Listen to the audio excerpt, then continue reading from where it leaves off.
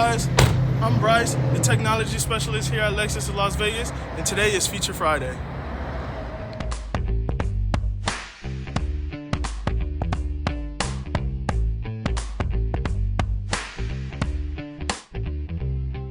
So this week, our feature, we're going to show you guys how to set your garage or gate opener to your Homelink button. So here you have 3 Homelink buttons. You can set up 3 gates or 3 garages. First button, 1, 2, and 3.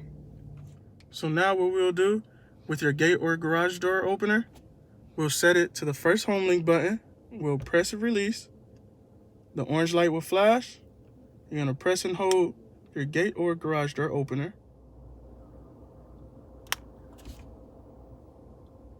So with those steps, your gate or garage door opener should now be linked to your Homelink.